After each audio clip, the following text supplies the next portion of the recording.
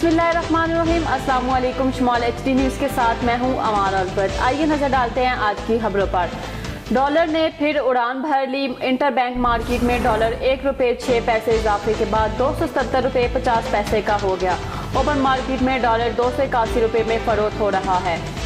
IMF कर्जे के साथ मजीद सख्त शराइत। मनी बजट लाने का खदशा। IMF ने प्रॉपर्टी जरी शोबे से टैक्स की बेहतर वसूली का प्लान मांग लिया।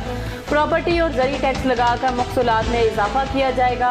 इस सिलसिले में सूबों को मुतारिक करने का IMF का मुतालबा। वज़ीर-ए-आज़म शहबाज शरीफ ने चश्मा 5 न्यूक्लियर पावर प्लांट का सगे बुनियाद रख दिया। तकरीब में वफाकी वज़रा चिन्हो कांग की भी शिरकत।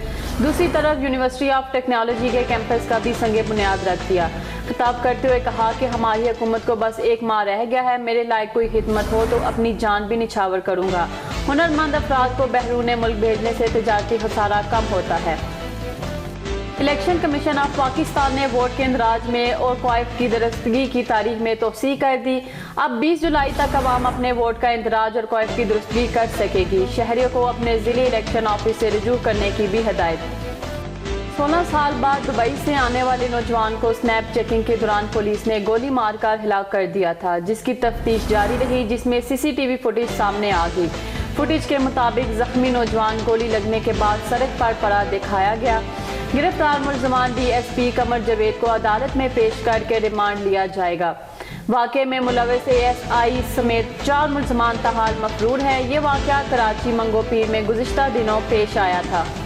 आज से मगरबी हवाओं का एक सिलसिला मुल्क में दाखिल हो गया, जिससे रावलपिंडी, इस्लामाबाद समेत पेशावर, मरी, एबटाबाद और मुतहक्का पहाड़ी इलाकों में ज़बरदस्त बारिशों का इम्कान है।